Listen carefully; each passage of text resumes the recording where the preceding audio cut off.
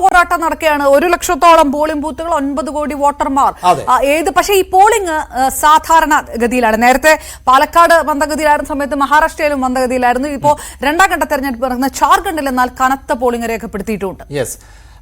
എന്തായാലും നമുക്ക് മനു ഭരത്താണ് വാർത്തയുടെ വിശദാംശങ്ങളുമായി ചേരുന്നത്. മനു, തുടക്കം മുതൽ മഹാരാഷ്ട്രയിൽ ഒരു കുറവുണ്ടായിരുന്നു, അല്ലെങ്കിൽ അത്ര വേഗതയിലല്ല വോട്ടിംഗ് പുരോഗമിച്ചത്. പക്ഷെ ജാർഖണ്ഡ് നേരെ തിരിച്ചാണ്. രണ്ടാം ഘട്ടത്തിൽ അവിടെ 38 സീറ്റുകളിലേക്ക് വോട്ടെടുപ്പുള്ളൂ എങ്കിൽ പോലും പൊതുവെ എന്താണ് ഈ മഹാരാഷ്ട്രയിൽ കഴിഞ്ഞ തവണത്തേതുമായി താരതമ്യം ചെയ്യുമ്പോൾ? കഴിഞ്ഞ തവണ നമുക്കറിയാം വോട്ട് ചെയ്തവർ ഒരു പരിധിവരെയെങ്കിലും വിഡ്ഢികളാക്കപ്പെട്ട സാഹചര്യമാണ് ഉണ്ടായിരുന്നത്. കാരണം പരസ്പരം കൈകോർത്ത് മത്സരിച്ചവർ വോട്ടെടുപ്പ് കഴിഞ്ഞ് വോട്ടെണ്ണിക്കഴിഞ്ഞ് വിജയപരാജയങ്ങൾ നിശ്ചയിക്കുന്ന ഘട്ടത്തിൽ ഭിന്നിച്ചു പോകുന്നു. പിന്നീട് രാഷ്ട്രീയ എതിരാളികളായി നിന്നവരോടൊപ്പം ചേർന്നുകൊണ്ട് സർക്കാർ രൂപീകരിച്ചതൊക്കെ അങ്ങനെ മഹാരാഷ്ട്ര ഒരു മഹാനാടകത്തിന്റെ കൂടി വേദിയായിരുന്നല്ലോ. ഇത്തവണ വോട്ട് ശതമാനം പൊതുവെ കുറവാണോ? എന്താണ് സംഭവിക്കുന്നത്?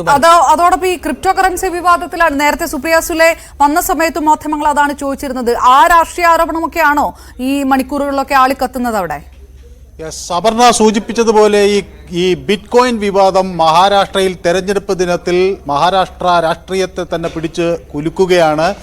ബിറ്റ്കോയിൻ വിവാദത്തിൽ സുപ്രിയ സുലെയുടെ തന്നെ ശബ്ദമാണത് എന്ന് അജിത് പവാർ തറപ്പിച്ച് പറയുന്നു. തൻ്റെ ബന്ധുവാണ് സുപ്രിയ, തനിക്ക് ഒപ്പം പ്രവർത്തിച്ച ആളാണ് ഈ നാനാ പട്ടോളെ, കോൺഗ്രസിൻ്റെ സംസ്ഥാന അധ്യക്ഷൻ.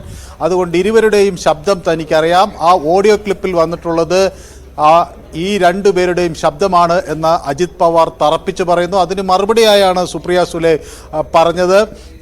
അജിത് പവാറാണ് അദ്ദേഹത്തിന് എന്തും പറയാം എന്ന് പറഞ്ഞുകൊണ്ട് സുപ്രിയ അതിനുള്ള നിയമ നടപടികൾ താൻ ആരംഭിച്ചിട്ടുണ്ട്, മാനനഷ്ട കേസ് ഉൾപ്പെടെയുള്ള കാര്യങ്ങളിൽ എന്ന് വ്യക്തമാക്കുന്നു. നാനാ പട്ടോളെ, മഹാരാഷ്ട്രയുടെ കോൺഗ്രസ് അധ്യക്ഷനും ഈ കേസിൽ താൻ നിയമ നടപടികൾ സ്വീകരിക്കും എന്ന് വ്യക്തമാക്കിയിരിക്കുന്നു. ജയിലിലായ ഒരു ഉദ്യോഗസ്ഥൻ്റെ വാക്കുകളാണ് എടുത്ത് അവർ പ്രയോഗിക്കുന്നത് എന്നാണ് ഇപ്പോൾ പ്രതിപക്ഷത്തിൻ്റെ ആരോപണം. അതേസമയം അവർ BJPയെ ഇത്തരത്തിൽ തെരഞ്ഞെടുപ്പ് ക്രമക്കേടുകൾ നടത്തുന്നു എന്നാരോപിക്കാനും ഉപയോഗിക്കുന്നത് വിനോദ് താപ്ഡെയുമായി ബന്ധപ്പെട്ട കേസാണ്. BJPയുടെ സംസ്ഥാന ജനറൽ സെക്രട്ടറി പണം നൽകി വോട്ട് വാങ്ങിക്കാൻ ശ്രമിക്കുന്നു എന്ന ആരോപണം കഴിഞ്ഞ ദിവസം ഉയർന്നിരുന്നു. അതും സംബന്ധിച്ചുള്ള ശക്തമായ വിവാദം അവിടെ നടക്കുന്നു. ആ വിഷയത്തിൽ ദേവേന്ദ്ര ഫട്നാവിസ് എന്ന BJP ജനറൽ സെക്രട്ടറി പിന്തുണച്ച് രംഗത്തെത്തി.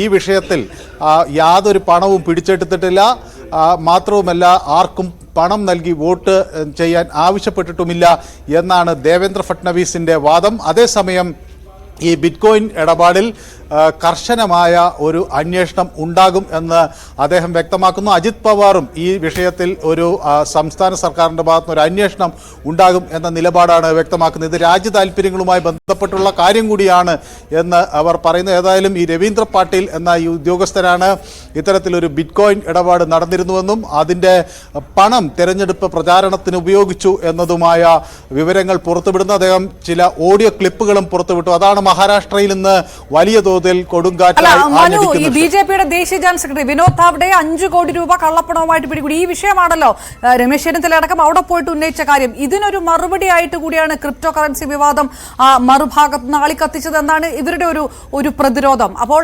മറുവശത്ത് ഉന്നയിക്കപ്പെടുന്ന ആരോപണത്തിന്റെ മുന ഒടിഞ്ഞു എന്നുകൂടിയാണോ? ഒരു തെരഞ്ഞെടുപ്പ് ദിവസം ഇത്തരം ആരോപണങ്ങൾ സ്വാഭാവികമായും ഉന്നയിക്കുന്നത് വോട്ടർമാരെ അവസാന നിമിഷം സ്വാധീനിക്കാനുള്ളതാണ്.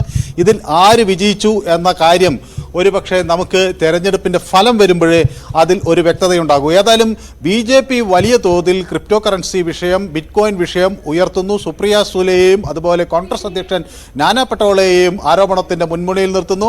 അതേസമയം മറുപക്ഷത്ത് BJP ജനറൽ സെക്രട്ടറി വിനോദ് താവ്ഡെയെ ആണ് പ്രതിപക്ഷം ലക്ഷ്യമിട്ട് ഇത്തരത്തിൽ പണം നൽകി വോട്ട് വാങ്ങിക്കാനുള്ള ആരോപണം പണികൾ നടക്കുന്നതായി അവരുടെ ആരോപണം വരുന്നത്. സമാനമായ രീതിയിൽ മറ്റ് മഹാവികാസ് അഘാഡിയിലെ സഖ്യകക്ഷികളും BJPക്കെതിരെ ഇത്തരം ആരോപണങ്ങൾ ഉന്നയിച്ചിട്ടുണ്ട്. ചിലയിടങ്ങളിൽ വോട്ടർ ഐഡന്റിറ്റി കാർഡുകൾ വാങ്ങിച്ചെടുക്കുന്നു, ആളുകളുടെ വിരലിൽ മഷി പുരട്ടിക്കൊടുത്ത് 2000 രൂപ കൊടുത്ത് വോട്ടർ ഐഡന്റിറ്റി കാർഡുകൾ വാങ്ങിയെടുക്കുന്നു എന്നൊക്കെയുള്ളൊരു ആരോപണം വന്നിട്ടുണ്ട്. ഏതായാലും ഇത് ഈ തെരഞ്ഞെടുപ്പിൻ്റെ അവസാന നിമിഷം വോട്ടർമാരെ എങ്ങനെ സ്വാധീനിക്കും എന്നത് കണ്ടറിയണം.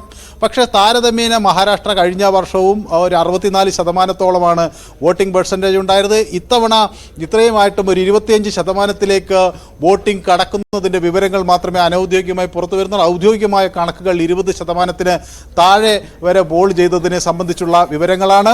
അതേസമയം ജാർഖണ്ഡിൽ സാഹചര്യങ്ങൾ വ്യത്യസ്തമാണ്. മഹാരാഷ്ട്രയിൽ ഏറ്റവും കുറവ് പോളിംഗ് നടന്നത് വോർലി മണ്ഡലത്തിലാണ്. അവിടെയാണ് ഏറ്റവും വലിയ പോരാട്ടം നടക്കുന്നത്. വോർലിയിൽ നമുക്കറിയാം ഉദ്ധവ് താക്കറെയുടെ മകനാണ് അവിടെ സ്ഥാനാർത്ഥിയായി മത്സരിക്കുന്നത്, ആദിത്യ താക്കറെ. ഒപ്പം മിലൻ ദേവറയും എതിരാളിയായുണ്ട്. ഇത്രയും വലിയൊരു പോരാട്ടം നടക്കുന്ന വോർലിയിൽ ആദ്യ മണിക്കൂറുകളിൽ 3% താഴെ മാത്രം വോട്ടിംഗ് നടന്നു എന്ന ഒരു സാഹചര്യം മഹാരാഷ്ട്ര തെരഞ്ഞെടുപ്പിനോട് വേണ്ട രീതിയിൽ പ്രതികരിക്കുന്നുണ്ടോ എന്ന ചോദ്യങ്ങൾ ഉയർത്തുകയാണ്. അതേസമയം ജാർഖണ്ഡ് ഈ ജനാധിപത്യത്തിന്റെ ഉത്സവത്തിൽ അത് പ്രൗഢഗംഭീരമാക്കി കൊണ്ടുതന്നെ ഈ ഉത്സവത്തിൽ പങ്കെടുക്കുന്നു എന്നതാണ് അതിൽ ഏറ്റവും ഏതായാലും ജാർഖണ്ഡിൽ നല്ല പോളിംഗ് നടക്കുന്നത്. അതേസമയം പക്ഷേ മഹാരാഷ്ട്രയാണ് മലയാളികൾക്ക് കൂടുതൽ റിലേറ്റ് ചെയ്യാൻ പറ്റുന്നത്. കാരണം കേരളത്തിലെ പ്രധാനപ്പെട്ട നേതാക്കളെല്ലാം അവിടെ ഉണ്ടായിരുന്നു. സുരേഷ് ഗോപി കഴിഞ്ഞ ദിവസം പോയിട്ട് പറഞ്ഞത് മഹാരാഷ്ട്ര ഇങ്ങെടുക്കണം, BJP വരും എന്നാണ്. അദ്ദേഹത്തെ ആ ഒരു പഞ്ച് അവിടെയും ആവർത്തിക്കുകയുണ്ടായി. തൃശ്ശൂർ എടുത്ത പോലെ മഹാരാഷ്ട്രയും എടുക്കാം എന്നുള്ള പ്രതീക്ഷയാണ് അവിടെ സുരേഷ് ഗോപി പങ്കുവച്ചതെങ്കിൽ പാലക്കാട്